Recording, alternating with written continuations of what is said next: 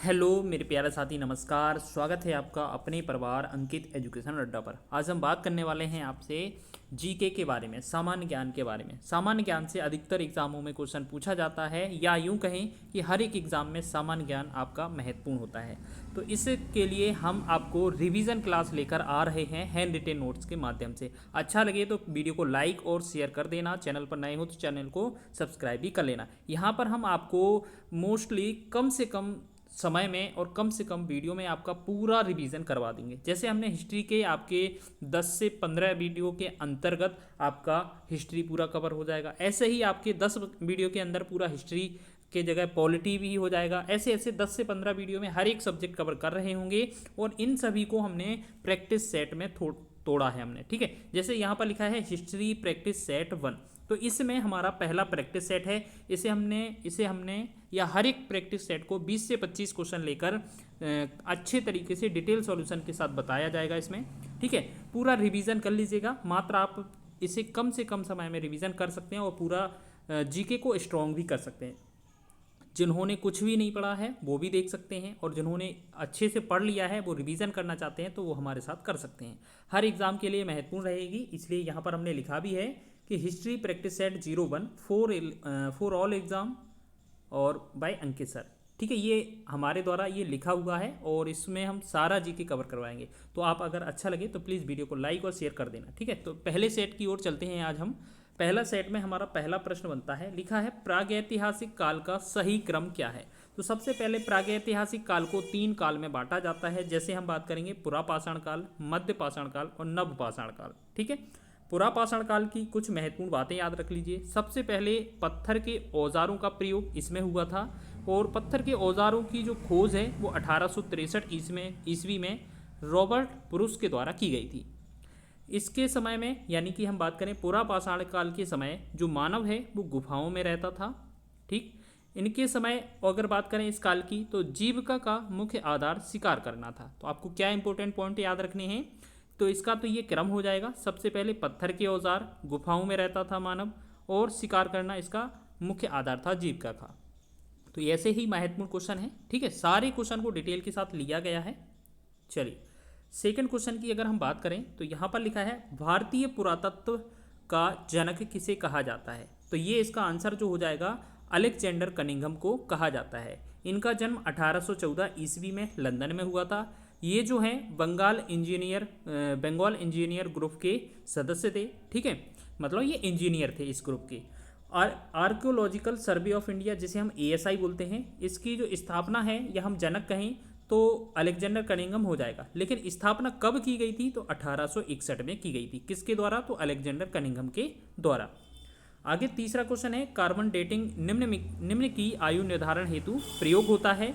तो carbon dating के द्वारा क्या किया जाता है, तो आपको सबसे पहले याद रखना है जीवाश्म की आयु इससे ज्ञात की जाती है। कार्बन डेटिंग को कार्बन 14 डेटिंग भी कहा जाता है। इसकी जो खोज है वो बिलियर्ड लिबी ने की थी। तो आपने 3 महत्वपूर्ण क्वेश्चन देखे कार्बन डेटिंग के ऊपर। इसे C14 कार्बन डेटिंग 14 कहते हैं। जीवाश्म की आयु और खोज इसकी बिलियर्ड्स लिबी ने की थी। आगे देखेंगे, चौथा प्रश्न है, बहुत ही शानदार तरीके से लिखा गया है पूरा सिलेबस। भीमबेटका पुरापाषाण काल एक प्रसिद्ध स्थल है, यानी कि ये भीमबेटका पुरापाषाण काल का एक महत्वपूर्ण स्थल है, जो भारत के किस राज्य में स्थित है। तो हम बात करेंगे, ये भीमबेटका मध्य प्रदेश में स्थित है। मध्य प्रदेश में कहाँ स्थित है, अब्दुल्लागंज रायसेन जिले में स्थित है। सबसे पहले इसे देखा किसने था, तो BS बाकणकर ने। ये है क्या, भोपाल से इटारसी जा रही एक ट्रेन में ये जो हैं पहले व्यक्ति जो जिन्होंने देखा था, VS बाकणकर जी। इन्होंने क्या है, इसी में ट्रेन में देखते हुए इस भीमबेटका की गुफा को देखा था। जब इसे देखा तो ये नियरेस्ट जो स्टेशन था उस पर उतरे और यहाँ जाकर गए। ठीक है, इन्होंने इसकी खोज की थी, या आप ऐसे भी समझ लें। चलो आगे देखें, अगला क्वेश्चन है हमारा, उच्च पुरापाषाणकालीन हड्डी की बनी मातृ देवी की प्रतिमा कहाँ से प्राप्त हुई है। तो ये बेलन घाटी उत्तर प्रदेश से प्राप्त हुई है। बेलन घाटी की अगर बात की जाए खुदाई की, तो इसकी जो खुदाई है वो GR शर्मा ने की थी या करवाई थी। अगला छठवां क्वेश्चन है, संभवतः मेहरगढ़ में कपास की खेती के साक्ष्य मिले थे, या कपास की खेती होती थी। तो ये कितने वर्ष पहले, तो ये 7000 वर्ष पहले, लगभग 7000 वर्ष पहले। ये जो मेहरगढ़ है वो नवपाषाणकालीन स्थल है, और यहाँ पर फसल उत्पादन का जो है प्रथम प्रमाण भी मिला था। फसल उत्पादन का प्रमाण भी कहाँ से मिला था? मेहरगढ़ से, जो कि वर्तमान में कहाँ है? पाकिस्तान में है। चलो आगे देखेंगे सातवां प्रश्न। सातवां प्रश्न लिखा है हमारा, बुर्ज होम जो कि एक नवपाषाणकालीन स्थल है, ये कहाँ स्थित है? तो ये जम्मू कश्मीर में स्थित है। यहाँ गर्तावास, मृदभांड एवं हड्डी के औजार प्राप्त हुए थे यहाँ से। इसके साथ साथ मानव कंकाल के साथ कुत्ते का कंकाल का जो पीछा है करते हुए ये चित्र भी यहाँ से प्राप्त हुआ था। आगे बात करेंगे नेक्स्ट 8वें प्रश्न की। लिखा है, मध्य पाषाणकालीन लोगों ने सबसे पहले किस जानवर को पालतू पशु बनाया? तो आप सभी जानते हैं सबसे पहले कुत्ते को पालतू पशु बनाया। इस समय अगर हम बात करी जाए तो पत्थर के उपकरण भी बनाए जाते थे। ठीक है, चलो आगे है नेक्स्ट 9वां क्वेश्चन। होमो इरेक्टस का एक कपाल जो है निम्न में से किस स्थल से प्राप्त हुआ? ये कहाँ से? तो नर्मदा घाटी में हथनोरा एमपी से प्राप्त हुआ था ये। और प्लीस्टोसीन काल से ये मनुष्य की प्रजाति है ये। इसकी जो खोज है वो 1982 ईस्वी में अरुण सोनकिया के द्वारा की गई थी। ठीक है, ये चीज़ आपको याद रख लेना है। आगे हम बात करेंगे 10वें प्रश्न की। चलिए नेक्स्ट 10वां क्वेश्चन देख लेते हैं। तो लिखा है, प्राचीन भारतीय इतिहास के किस काल में मिट्टी के बर्तनों का पता लगाया गया था? तो ये नवपाषाण काल में पता लगाया गया था।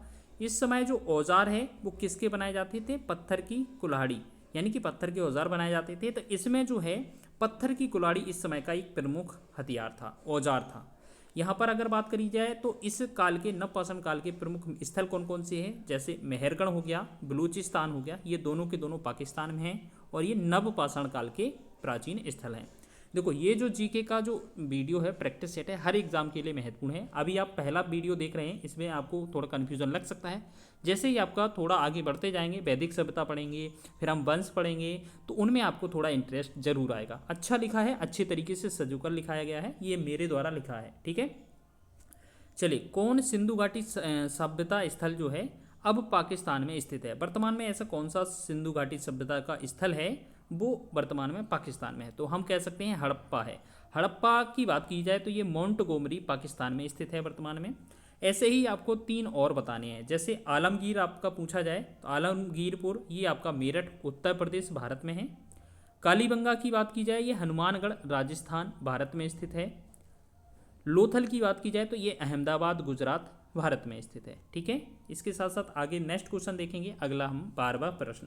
1948 में अर्नेस्ट मैके ने उल्लेख किया कि हड़प्पा शहर लोथल में जल निकासी व्यवस्था के लिए नालियों को खालिस्तान ईंटों से बनाया गया था। यानी कि जो नालियाँ थी इस समय वो किससे बनाई जाती थी? ये पक्की ईंटों से बनाई जाती थी। ठीक है, अगर बात की जाए लोथल की तो लोथल के बारे में कुछ और इंपॉर्टेंट बात देख लीजिए पॉइंट। इसकी खोज है वो SR राव ने की थी। यह भोगवा नदी अहमदाबाद गुजरात में स्थित है। यह भोगवा नदी के किनारे अहमदाबाद गुजरात में स्थित है। हड़प्पा सभ्यता का एक प्रमुख बंदरगाह है। तो ये क्या है? एक बंदरगाह है। तो लोथल क्या है? एक बंदरगाह है। इसका एक अन्य नाम है, इसे हम लघु हड़प्पा के नाम से भी जानते हैं। ठीक है, और यहाँ पर अगर हम बात करें प्रमुख वस्तुओं या साक्ष्य क्या क्या मिले हैं? फारस की मोहर, 3 युगल समाधियाँ, बाजरे एवं धान जिसे हम चावल बोलते हैं, इसके साक्ष्य मिले हैं। इसके साथ साथ आपको याद रखना है लोथल को डॉकयार्ड भी कहा जाता है। डॉकयार्ड का मतलब होता है जहाजों की गोदी कहा जाता है। चलो आगे देखेंगे। नेक्स्ट है हमारा 13वां प्रश्न। तो 13वां प्रश्न देखेंगे। लिखा है, विशाल स्नानागार के साक्ष्य कहाँ से प्राप्त हुए? तो विशाल स्नानागार मोहनजोदड़ो में है, मोहनजोदड़ो से प्राप्त हुआ था। ठीक है, और ये क्या है? एक तरीके से तालाब है, स्विमिंग पूल जैसा है। ठीक है, इसमें 39 फीट इसकी लंबाई है, 23 फीट यह चौड़ा है, 8 फीट यह गहरा है। इसके साथ साथ उत्तर व दक्षिण दिशा में उतरने के लिए 9 सीढ़ियाँ इसमें लगी हुई हैं। ठीक है, तो बहुत इंपॉर्टेंट क्वेश्चन है, नोट याद रख लीजिए। सिंधु घाटी सभ्यता की सबसे बड़ी इमारत कौन सी है? तो ये विशाल अन्नागार है। ये स्नानागार है, ये अन्नागार है, ये इमारत है, वो एक क्या है? तालाब है। तो दोनों में फर्क है, देख लीजिएगा आप। ठीक है, चलो अगला हमारा है क्वेश्चन 14वां। ठीक है, नेक्स्ट क्वेश्चन है, हड़प्पा सभ्यता का मोहनजोदड़ो स्थल किस नदी के किनारे स्थित है? तो ये सिंधु नदी के किनारे स्थित है। तो इसके साथ साथ आपके हड़प्पा के या कुछ और महत्वपूर्ण स्थल जो हैं वो देख लीजिए कौन सा किसके किनारे है। हड़प्पा की बात की जाए तो ये रावी नदी के किनारे है। मोहनजोदड़ो देखी जाए तो ये सिंधु नदी के किनारे है।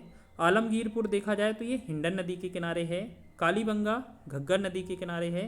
लोथल आपका भोगबा नदी के किनारे है। रोपड़ आपका सतलज नदी के किनारे है। सुतकांगेडोर आपका दास्क नदी के किनारे स्थित है। चलो आगे बढ़े हम 15वें प्रश्न की ओर। अगला क्वेश्चन लिखा है सिंधु घाटी सभ्यता की नृत्य करती हुई लड़की की जो मूर्ति है उसकी ऊंचाई लगभग कितनी है। तो हम बात करेंगे, ये आपकी 11 सेंटीमीटर इसकी ऊंचाई है। ये कांसे की बनी मूर्ति है और ये मोहनजोदड़ो से प्राप्त हुई थी। ये क्वेश्चन इंपॉर्टेंट है, आप देख लीजिए, आपने कई बार एग्जाम में देखा भी होगा। अगला क्वेश्चन है 16वां, सिंधु घाटी सभ्यता का हड़प्पा जो स्थल है वो खोजा गया था। तो 1921 में ये खोज हुई थी इसकी, और किसके द्वारा? डॉक्टर दयाराम साहनी के द्वारा। तो चलिए दयाराम साहनी याद रख लीजिए, ठीक है। इसके साथ साथ और भी देखेंगे कुछ महत्वपूर्ण स्थल।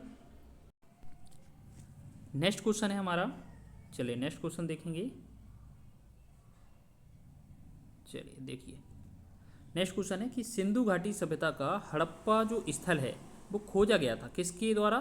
तो ये दयाराम साहनी के द्वारा खोजा गया था, ठीक है। और अगर हम बात करेंगे, और 1921 में इसकी खोज हुई थी।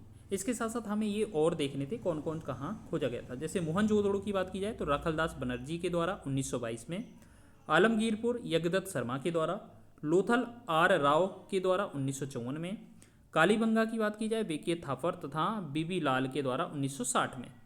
इसमें डेट का इशू हो सकता है, ठीक है, और क्योंकि इसमें कई जगह 1952 में लिखा है अमलानंद घोष के द्वारा।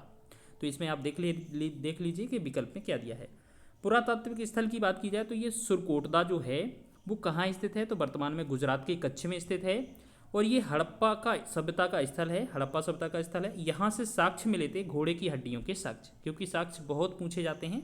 चलो आगे देखेंगे हम। अगला हमारा क्वेश्चन है, इसमें पॉइंट है कि धौलावीरा की बात की जाए तो ये हड़प्पा स्थल है और ये गुजरात में है। इसकी जो खोज है 1967-68 में जेपी जोशी के द्वारा की गई थी। एकमात्र स्टेडियम कौन सा है? तो ये धौलावीरा है, या हम कहीं यहाँ मिला था, तो ये खेल का मैदान है एक तरीके से।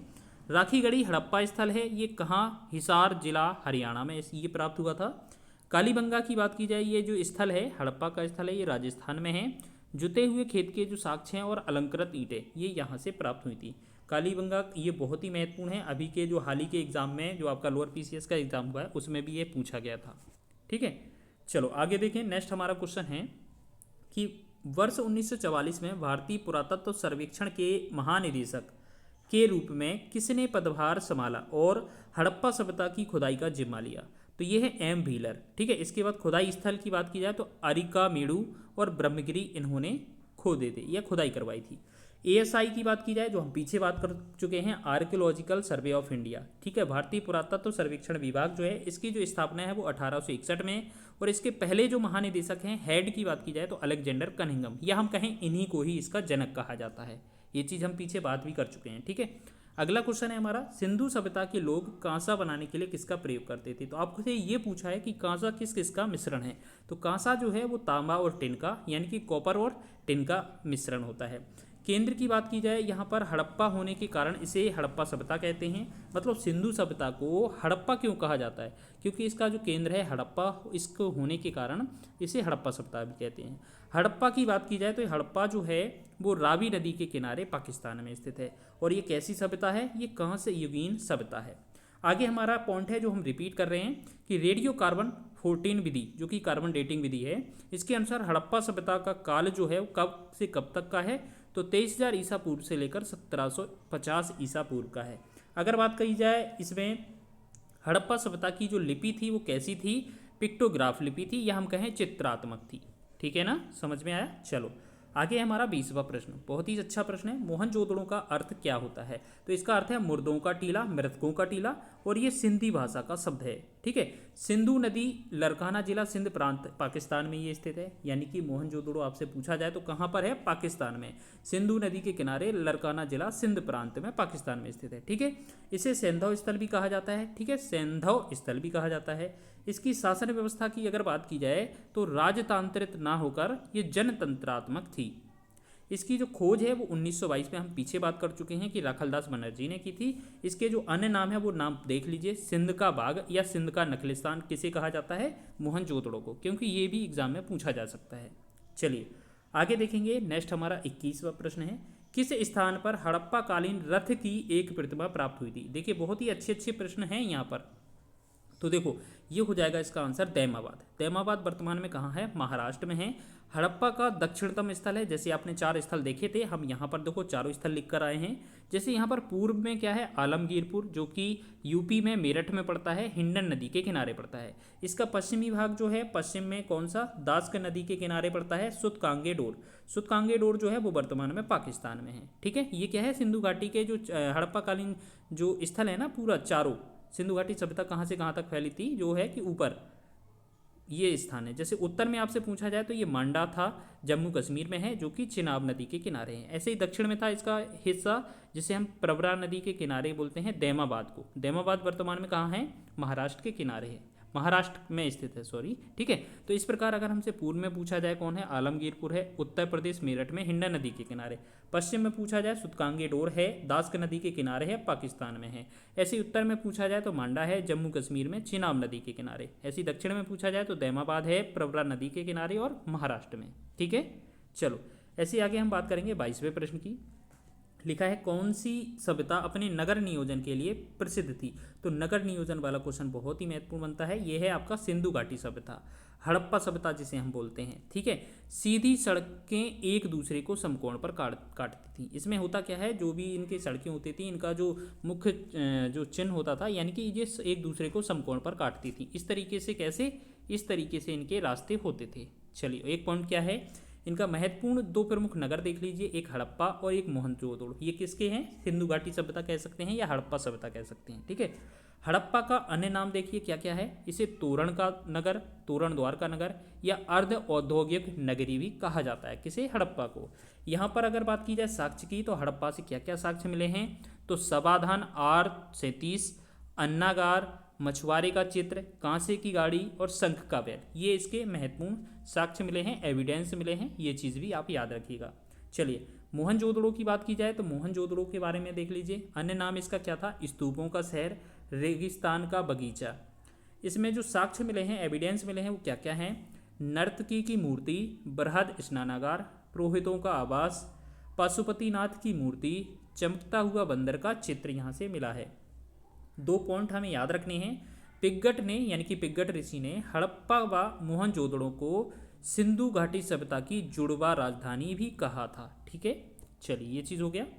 आगे देखेंगे हम नेक्स्ट क्वेश्चन, प्राचीन भारत की कौन सी लिपि दाईं से बाईं ओर लिखी जाती थी। देखिए दाईं से बाईं ओर है, तो ये खरोष्टी लिपि होती थी, जो कि हम वर्तमान में अगर देखें तो वर्तमान में हमारी कौन सी है, देवनागरी लिपि है, जो कि बाईं से दाईं ओर लिखी जाती है। हमसे पूछा जाता दाएं से बाईं, तो कौन सी थी, खरोष्टी लिपि। और यही खरोष्टी लिपि क्या है, उर्दू की भी लिपि है, या कहें दाईं से बाईं लिखी जाती है।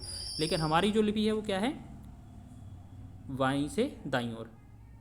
अगर बात करें अशोक के साहबाजगढ़ी तथा मानसेहरा अभिलेख किस लिपि में है, खरोष्टी लिपि में। अधिकांशतः जो अभिलेख हैं वो प्राकृत भाषा के हैं और ब्राह्मी लिपि के हैं। अच्छा, खरोष्टी लिपि जो है इसका पढ़ने का श्रेय किसको जाता है, तो जेम्स प्रिंसेप को जाता है। ये दाएं से बाएं लिखी जाती है, ये भी हम पढ़ चुके हैं। इसके बाद हम ब्राह्मी लिपि की बात करें तो ये बाएं से दाएं लिखी जाती है। ब्रेल लिपि की बात करें तो ये अंधों के लिए प्रसिद्ध होती है। चलो अगला देखें, हम बात करें 24वां प्रश्न, मानव द्वारा प्रयुक्त सर्वप्रथम अनाज कौन सा था, तो ये जौ। ठीक है, और ये 8000 वर्ष ईसा पूर्व था, और भूमध्य सागर एवं ईरान के मध्य इसकी खेती होती थी। ये चीज़ याद रखेंगे। इसमें नोट याद रखना है कि भारतीय उपमहाद्वीप में प्राचीनतम कृषि के जो साक्ष्य हैं वो कहाँ से प्राप्त हुए थे, मेहरगढ़। हम पीछे पढ़ चुके हैं, जो कि मेहरगढ़ पाकिस्तान से है, पाकिस्तान में है। अगर बात करें 9000 से 7000 ईसा पूर्व, ये जो लोहरादेव जो स्थान है, ये जिसे वर्तमान में हम संत कबीर नगर कहते हैं, इसके अंदर पड़ता है।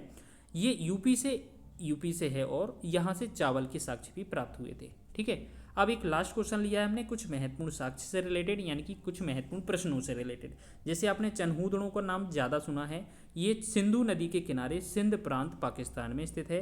यहाँ से महत्वपूर्ण एविडेंस की बात की जाए तो मनके बनाने का कारखाना, ये बहुत पूछा जाता है, ये तो आप रट लीजिए। ठीक है, इसके साथ साथ बक्राकार ईंटें, बिल्ली का पीछा करते हुए कुत्ते का साक्ष्य।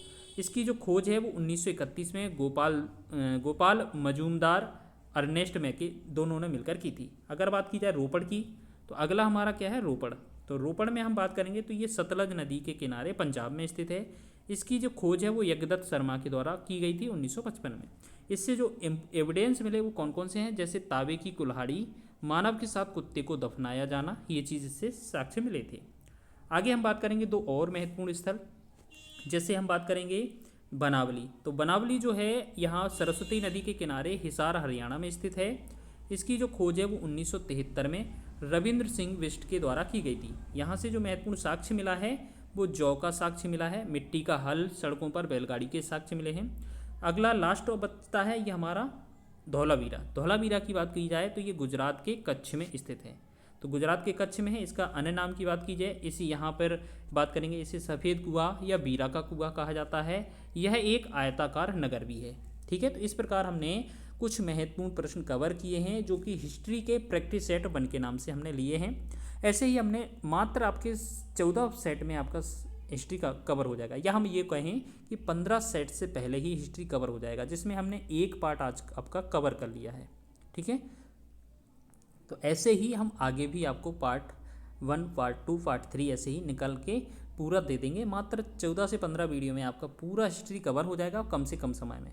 वीडियो अच्छा लगा है तो वीडियो को लाइक करें, शेयर करें, चैनल पर नए हैं तो चैनल को सब्सक्राइब भी कर लें। ठीक है, मिलते हैं नेक्स्ट वीडियो में, तब तक के लिए जय हिंद।